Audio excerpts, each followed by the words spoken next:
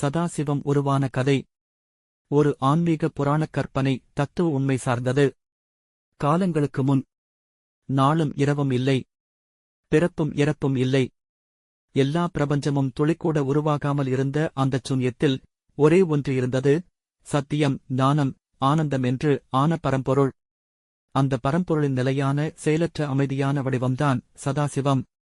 பிரபஞ்சம் தோன்றும் முன் பரம்பொருள் தன் உள்படியே நின்று தன் இச்சை, ஞானம், கிரியையை அனுபவித்தது. அந்த அனுபவத்தில் இச்சை உமாதேவியாக வெளிப்பட்டது, ஞானம் மயான நிலையாக வெளிப்பட்டது, கிரியா நடனம் போன்ற ஆழ்மீது இயக்கமாக மாறியது. இம்மூன்று சக்திகளும் ஒன்றாகும்போது சதாசிவம் ஒரு பிரம்மாண்ட ஒளிக்குழும்பாக தோன்றியது. இவனை யாரும் சிருஷ்டிக்கவில்லை. இவன் தானாகவே ஜொலிக்கும் தெய்வ ஒளி. தேவர்கள் இயக்கம். தேவர்கள் எல்லோரும் பிரபஞ்சத்தில் குழம்பிக் கொண்டிருந்த போது விஷ்ணு, பிரம்மா ஆகியோர் பிரபஞ்சம் எங்கிருந்து வந்தது என்று கேட்டனர். அப்போது தியானத்தில் அமர்ந்த நாரதர் சொன்னார், சதா சிவம் என்றொரு பரம்பொருள் இருக்கின்றது. அது பிறப்பு இல்லாதது, இறப்பு இல்லாதது. அதுவே இறுதியில் உங்களுக்கும் ஆகும். அவர்கள் கண்டிக்க துவங்கினர். விஷ்ணு, நான் பரம், நான் முழுமை. பிரம்மா, நான் பிரபஞ்சத்தை படைத்தவன், அதனால் நான் மேலானவன். திடீரென்று அவர்கள் முன் ஒரு எல்லையில்லாத ஜோதிச்சுன் தோன்றியது. இது சதாசிவம், ஆரம்பமும் முடிவும் இல்லாத சுடர். பிரம்மா மேலே பறந்தார், முடிவே இல்லை. விஷ்ணு கீழே சென்று பாய்ந்தார், அடிக்கோட்டே இல்லை. அவர்கள் ஒப்புக்கொண்டனர், இதுவே உண்மை, இதுவே அவன் டோட். சிவன் கூறியது. அப்போது அந்த ஜோதி உருவத்தில் இருந்து ஒலி வந்தது, நான் சதாசிவம். நான் எப்போதும் இருந்தவன். நான் யாரும் அல்ல, யாவும் நான். நீங்கள் வேண்டுமென்றால் என்னைப் போற்றுங்கள். ஆனால் உணருங்கள், நீங்களும் நானும் வேறல்ல டோட். முடிவில் பிரம்மா வணங்கினார். விஷ்ணு அற்புதமடைந்தார். அந்த ஜோதிலிங்கமாக உலகில் சதாசிவம் நிலைத்தது. அதுவே காஞ்சிபுரம் முதல் காசி வரை எல்லா சிவலிங்கங்களின் நிறைவடிவம் ஆனது. சதாசிவத்தில் ஒன்றிப்பட்டுள்ள மூன்று பரம் சக்திகள் இச்சா, ஞான, கிரியா. இவைகள் ஒவ்வொன்றும் ஒரு பரம்பொருள் நிலையை உணர்த்தும். இவை மூன்றும் சிவபெருமானின் சக்திகள் என்றாலும் அதைவிட மேம்பட்ட உட்பொருள் மற்றும் பக்தியின் உளவியல் நிலைகளை பிரதிபலிக்கின்றன. சதாசிவத்தில் ஒன்றிப்பட்டுள்ள மூன்று பரம் சக்திகள் இச்சா, ஞான, கிரியா. இவைகள் ஒவ்வொன்றும் ஒரு பரம்பொருள் நிலையை உணர்த்தும். இவை மூன்றும் சிவபெருமானின் சக்திகள் என்றாலும் அதைவிட மேம்பட்ட உட்பொருள் மற்றும் பக்தியின் உளவியல் நிலைகளை பிரதிபலிக்கின்றன.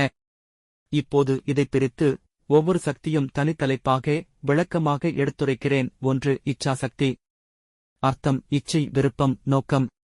இது பிரபஞ்சத்தை உருவாக்கும் முதற்காரணம், செய்ய வேண்டுமென்ற எண்ணம். சிவத்தில் சிவன் தன்னுள் தானாகவே உலகை உருவாக்க வேண்டும் என்ற எண்ணம் கொள்கிறான், அதுவே இச்சாசக்தி. இது சுத்த சங்கு சுந்தரி அல்லது உமாதேவி வடிவில் தோன்றுகிறது. பக்தி நிலை. பக்தனுள் சிவனை அடைய வேண்டும் என்ற விருப்பம், காதல், உருகல் உருவாகும்போது அது சிவனுடைய இச்சாசக்திதான். இது மாதுரிய பக்தி, தாட்சிய பக்தி போன்ற உணர்வுகளைத் தூண்டும். ஒளிப்படம் அருளொளி கிழித்து என் உள்ளத்தில் ஆவல் சுடுகின்றதே. 2 ஞானசக்தி. அர்த்தம் ஞானம், உண்மை அறிவு, தத்துவ உணர்வு. இது அறிந்து கொள்ளும் சக்தி, அனுபவத்தின் ஒளி. சிவத்தில் சிவன் உலகம், உயிர்கள், கட்டுப்பாடுகள் அனைத்தையும் தன் ஞானக் கண்ணால் பார்ப்பான். இது தரிசன சக்தி, மூலமாயி, திரிபுர சுந்தரி என பல வடிவங்களில் விளங்கும். பக்தி நிலை. பக்தன் சிவனைப் பற்றி சிந்திக்கிறான், கேட்கிறான், வாசிக்கிறான். இதுவே ஞானசக்தி. இது சாந்த பக்தி, அமைதி, அருள், தீட்சை, ஓம் நமசிவாய ஜபம் எனும் பாதையில் பயணிக்கச் செய்கிறது. ஒளிப்படம் அறிந்தபின் தேடுவேன் அல்ல, தேடும்போது அறிதலே சிவஞானம் டோட். 3 கிரியா சக்தி. அர்த்தம் கிரியா, செயல், செயலாக்கம். இது இச்சையும் ஞானமும் ஒன்று சேர்ந்து செயலில் விளைவிக்கப்படும் நிலை. சிவத்தில் சிவன் நடனம் ஆடுகிறார், அந்த நடனம் என்பது நடக்கும் செயல். நடராஜர் எனும் வடிவில் கிரியா சக்தியின் சுழற்சி நிலையை அவர் காட்டுகிறார். பக்தி நிலை. பக்தன் சிவ வழிபாடு செய்கிறான், பூஜை, விரதம், யாகம், பஜன் எல்லாம் கிரியா சக்தி. இது கர்மயோகம், பக்தியோகம், செயலால் தன்னை அர்ப்பணிக்கும் நிலை. ஒளிப்படம். அர்ச்சனை செய்த கையில் உன்னை எட்டும் காய்கறி நிறைந்திருக்கும். சதாசிவமூர்த்தி சிவபெருமானின் ஒரு வடிவமாகும். இது தென்னக சைவ மரபில் பரம்பொருளாக போற்றப்படுகிறது. இவர் 5 முகங்கள், 10 கைகள் மற்றும் 15 கண்களுடன் வெண்மையான நிறத்தில் காட்சியளிக்கிறார்.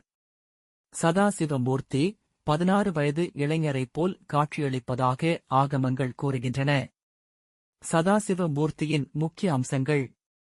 5 முகங்கள். சதாசிவமூர்த்திக்கு 5 முகங்கள் உள்ளன. இவை ஒவ்வொன்றும் வெவ்வேறு திசைகளைக் குறிக்கின்றன. 10 கைகள். 10 கைகளில் ஒவ்வொன்றும் வெவ்வேறு ஆயுதங்கள் அல்லது அடையாளங்களைக் கொண்டுள்ளன. இவை பல்வேறு சக்திகளைக் குறிக்கின்றன.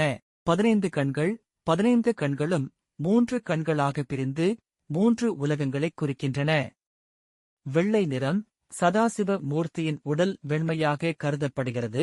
இது தூய்மையையும் அமைதியையும் குறிக்கிறது. 16 வயது இளைஞன். 16 வயது இளைஞனைப் போல் காட்சியளிப்பது சதாசிவ மூர்த்தியின் இளமை மற்றும் சக்தியை குறிக்கிறது. மகாசதாசிவம்.